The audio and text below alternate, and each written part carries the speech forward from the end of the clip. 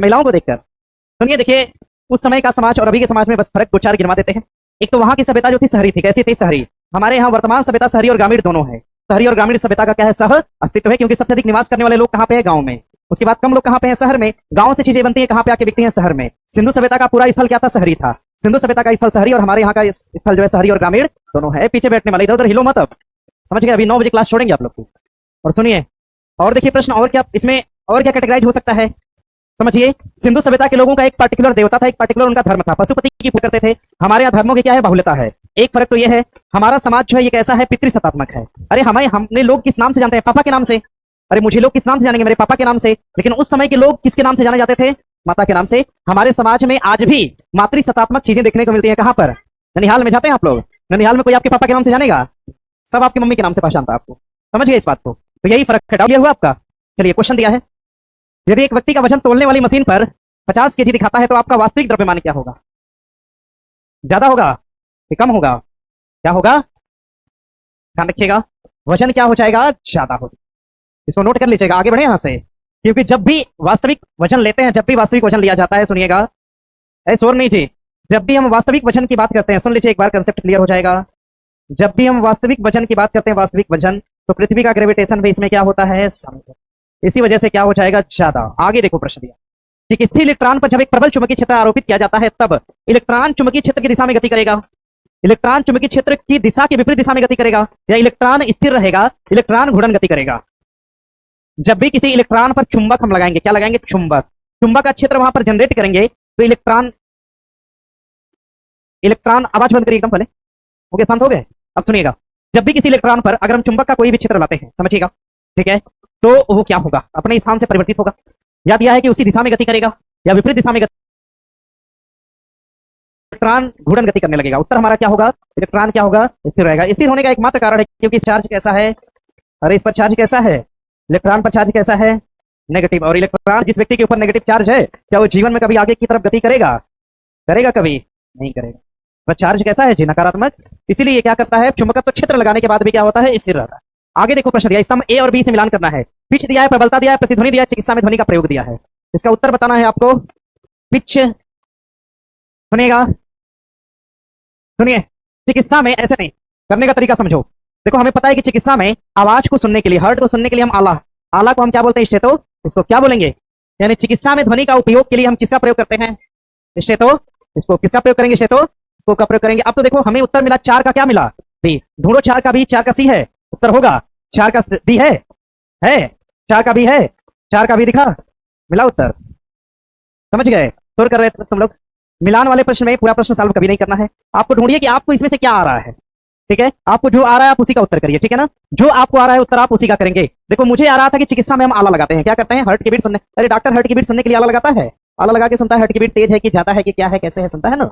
ठीक है, जब हर्ट की बीट डॉक्टर सुनने के लिए आला लगाएगा तो हमने 4 को मिला दिया बी से। अब तुरंत ऑप्शन पे आइए, चेक करिए। मान लो कि 2 ऑप्शन में 4 का बी हो गया, कोई बात नहीं, 2 काट लीजिए। कैठो बचा? आप 2 बचा। अब ढूंढिए कि आप और क्या बता सकते हैं इसमें से। ठीक है ना? और क्या बता सकते हैं? एक और मिल गया, पकड़ में आ गया, जो मिला फिर उसी को उत्तर कर दिया। ठीक है, प्रतिध्वनि का मतलब ध्वनि गई और टकरा के क्या हो गई? वापस। कोई वस्तु जाए और टकरा के वापस आए तो उसको हम क्या बोलते हैं? परावर्तन। क्या बोलेंगे? परावर्तन। क्या बोलेंगे? मान लो हमें एक लाइन लगाने से उत्तर नहीं मिला तो हमने एक और आंसर ढूंढा, एक और उत्तर ढूंढे तो हमें पता चला प्रतिध्वनि का मतलब क्या है? परावर्तन। यानी 3 का क्या है? 1। अब ढूंढ लो 3 का 1, 3 का 1 कहीं दिख रहा है? 3 का 1 दिखा? कहीं दिखा इसमें? यही क्या होगा? समझ गए इसको सॉल्व करने का तरीका? आप लोग के हर एग्जाम में इस तरह का प्रश्न आया तो मैंने केवल एक सॉल्व किया है ना। हाँ, बिहार पुलिस में इतना आसान देगा कि खाली एक तो सॉल्व करोगे, उत्तर आपका निकल जाएगा। क्लियर है? चलिए आगे बढ़े यहाँ से। साउंड के बारे में तो सब पता है। क्या ध्वनि को चलने के लिए माध्यम चाहिए? नहीं चाहिए? अरे कितनी जरूरी बात है बताओ। अगर मुझे बोलना हो तो सुनने वाला कोई तो होना चाहिए। हम बोल रहे हैं, आप लोग नहीं होते तो हम बोलते हैं यहाँ पे। तो ध्वनि के लिए माध्यम चाहिए कि नहीं चाहिए? चाहिए ना? चाहिए। आप लोग समझ पाते हो कि नहीं? पीछे बैठने वाले, अरे फोन से बतियाते हो, बिना माध्यम के बतिया लेते हो। अरे बतियाने के लिए कोई तो सामने चाहिए होता है। यानी ध्वनि के लिए माध्यम क्या हो सकता है? समझ गए? हाँ, ध्वनि की चाल कितना होती? 3 × 10 के घाते, सॉरी, ध्वनि की चाल 332 मीटर। ध्वनि की चाल 332 मीटर। ये क्वेश्चन अगर एग्जाम में गलत करके आए तो जान लो ये कभी सही नहीं होगा, सब गलत हो जाएगा। ठीक बोल रहे हैं ना जी? ऐसा नहीं सर, कभी गलती नहीं करिएगा। सुनिए, लाइट से क्वेश्चन है, क्वेश्चन साउंड से। प्रश्न क्या बनेगा? बेसिक प्रश्न सुनिएगा अभी। सुनिए, देखिए, ध्वनि की चाल सर्वाधिक कहां पे? ठोस में। कहां? ठोस कम कहां? द्रव में। द्रव से कम गैस में। एकदम नहीं होती निर्वात में। ठीक है, अब आओ प्रकाश वाले पे। प्रकाश की चाल सबसे अधिक कहां? निर्वात में। कहां पे? प्रकाश की चाल सर्वाधिक निर्वात में। उससे अधिक कहां पर? गैस में। कहां पर? उससे अधिक कहां? अरे अधिक की कम? सबसे कम कहां? ठोस में।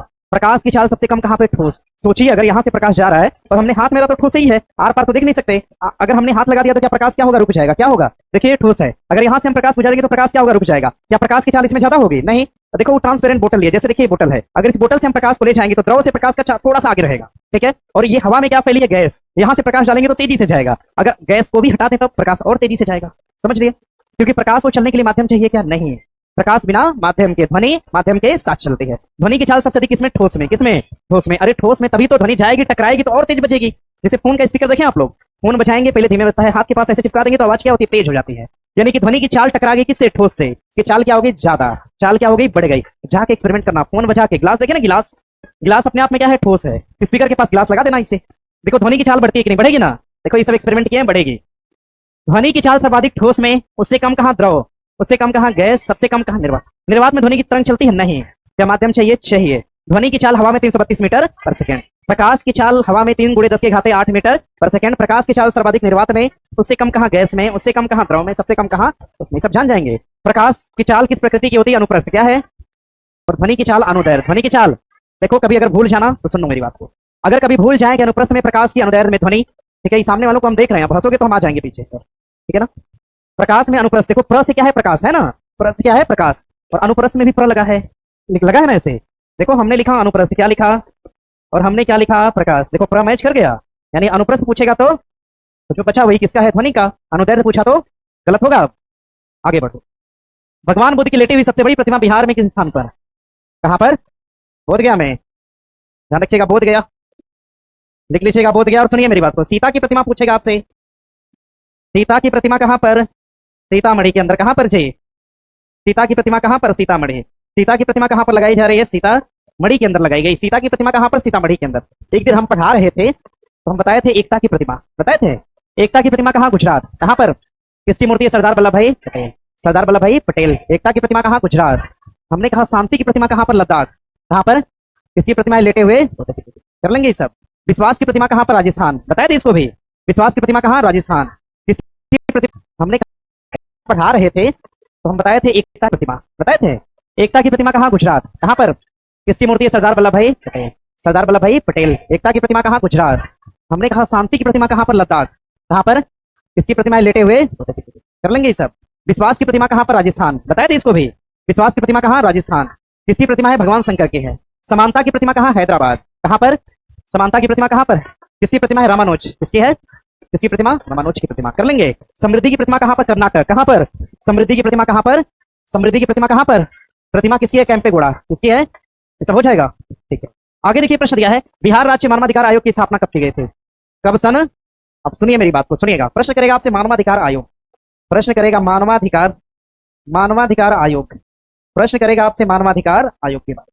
अगर मानवाधिकार आयोग पूछेगा तो ध्यान रखिएगा, मानवाधिकार को सबसे पहले लागू किया गया, सबसे पहले मानवाधिकार को सबसे पहले लिखिएगा, सबसे पहले अमेरिका द्वारा, अमेरिका द्वारा सन 1946, 45 और 46 दोनों डेट है, सन 1945 और 46 में लागू किया गया, सन 1945 और 46 में लागू किया गया। समझ रहे हैं मेरी बात को? मानवाधिकार आयोग सबसे पहले अमेरिका द्वारा सन 1945 और 46 में लागू किया गया। मानवाधिकार सबसे पहले अमेरिका द्वारा 1945 और 46 में लागू किया गया। देखो ये तो बात ठीक है, लेकिन प्रश्न करेगा मानवाधिकार की सार्वभौमिक घोषणा, प्रश्न करेगा मानवाधिकार की सार्वभौमिक घोषणा, मानवाधिकार की सार्वभौमिक घोषणा, मानवाधिकार की सार्वभौमिक घोषणा ये कब करा गया था? 10 दिसंबर। कब किया गया?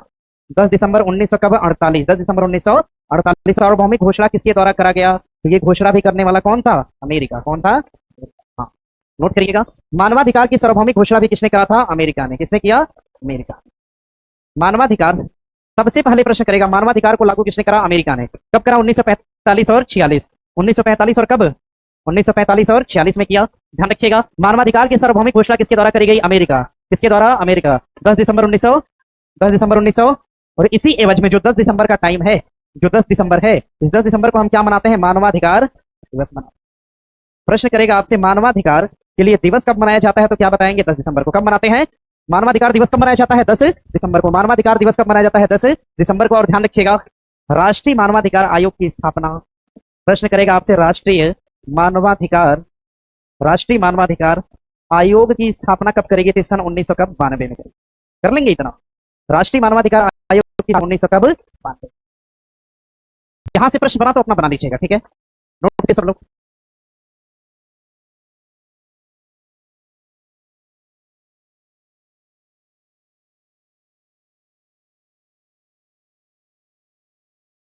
हो गया?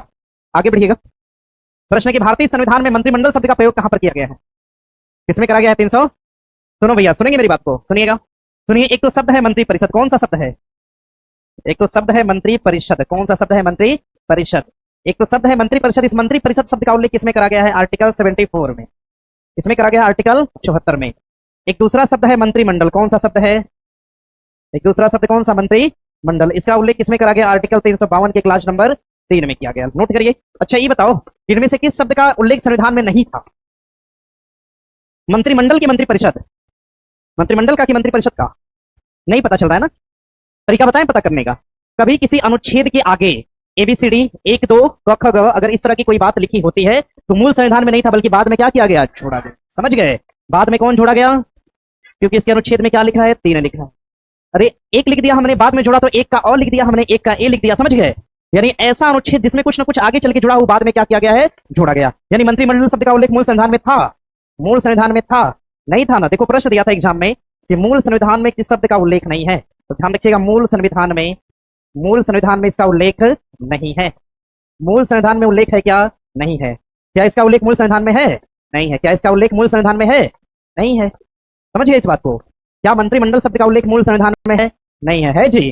नहीं है। ध्यान रखिएगा, मंत्रिमंडल जो है, मंत्रिमंडल का उल्लेख मूल संविधान में नहीं दिया गया है। दूसरी बात, नहीं दिया गया तो इसको जोड़ा गया होगा। क्यों जोड़ा गया होगा ना? हाँ, इसको जोड़ा गया किससे? 44वां संशोधन। किससे? 44वां संशोधन 1978। किससे जोड़ा गया? 44वां संशोधन 1978। 44वां संविधान संशोधन 1978। और जब ये संशोधन हुआ था तो भारत के प्रधानमंत्री कौन थे? हाँ, मोरारजी। कौन थे जी? भारत के प्रधानमंत्री मोरारजी देसाई साहब थे। ठीक है। भारत में सर्वाधिक बार बजट किसने पेश किया? मोरारजी। कितनी बार? 10 बार बजट पेश किया। इनको भारत का बजट समझ में नहीं आया, ये 8-10 बार बजट पेश कर दिए। ठीक है। हाँ सर जी, आज गर्मी बहुत ज्यादा है। ऐसी बात है क्या? हमें नहीं लग रहा है। अरे हमें भी तो लगनी चाहिए। तो इतना पंखा चलाने के बावजूद अगर गर्मी हो गया। आगे प्रश्न है, दिया है आपका, मोरबी बांध किस नदी पर है? मक्षू नदी पर है। बना लीजिएगा। मोरबी बांध देखिए, छोटा बांध है, ये बिहार का है। बिहार का नदी बांध पढ़े होंगे तो एक बार देख लीजिएगा। एक ही क्वेश्चन पूछा है पूरे क्वेश्चन बैंक भर में, खाली एक प्रश्न ऐसा है जो बिहार में नदी और बांध से पूछा है। एक बार देख लीजिएगा, ठीक है ना? अरे कुछ नहीं उसमें, हम क्या पढ़ाएं, आगे बढ़िएगा। दिया है आपका C3H8 किस समझाती श्रृंखला से संबंधित है? ये एल्काइन है, एल्किन्स है, साइनो एल्कलेन है कि एल्केन्स? ये क्या है? एल्केन्स है। अब इसको रहने देना, एक दिन कार्बनिक बॉन्ड पढ़ाएंगे तो बता देंगे। आगे प्रश्न है, अधिक ऊंचाई पर द्रव का क्वथनांक क्या है? बढ़ेगा कि घटेगा? सुनिएगा, सुनिए सुनिए सुनिए। एक फिगर बनाइएगा, देखिए द्रव है, द्रव क्या है? द्रव है, द्रव है, द्रव। समझिएगा, एक बीकर या कुकर में हमने द्रव लिया, ठीक है। अब इसको हम कहां ले जा रहे हैं? ऊंचाई पर लेके जा रहे हैं। इसको हम कहां ले जा रहे हैं? ऊंचाई पर, ठीक है। इसको हम कहां ले जा रहे हैं? ऊंचाई पर। तो सर्वाधिक ऊंचाई पर ले जाने पर इसका जो क्वथनांक है, क्वथनांक क्या होगा? घटेगा। क्वथनांक क्या होगा? अच्छा ठीक है, अब इसको ऊंचाई पर हम नहीं ले जाएंगे, इसको हम गहराई में ले जाएंगे। क्वथनांक बढ़ जाएगा? बढ़ेगा जी? लग तो नहीं रहा है, क्योंकि अगर हम गहराई पर आते हैं तो क्वथनांक पर क्या प्रभाव पड़ेगा? बढ़ जाएगा। तो कितना बेकार है बताइए।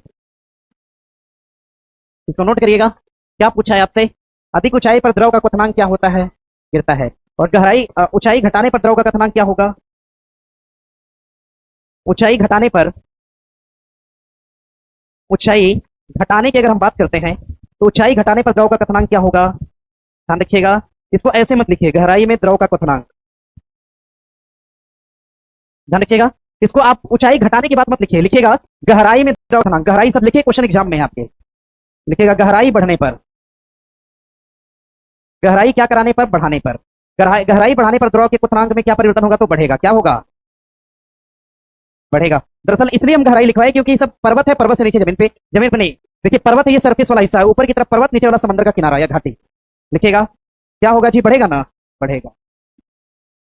इसमें कोई समस्या? सोचिए पहाड़ पे अगर हम कुकर लेके चले गए चावल पकाने के लिए तो क्या स्थिति होगी? तेल एवं जल का मिश्रण पृथक किया जाता है, पृथक की द्वारा, वर्ण लेखन द्वारा, क्रिस्टलीकरण या। सुनिए एक मेरी बात को, देखिए वर्ण लेखन जैसा शब्द का प्रयोग तो हम करेंगे नहीं। और जो पातन आपको पता ही है कि कोई वस्तु कैसी हो? ठोस हो। ठोस से किस में जाएगी? क्या होगा? ऊर्ध्वपातन।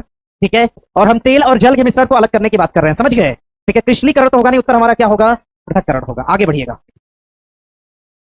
आगे अरे दो चार क्वेश्चन और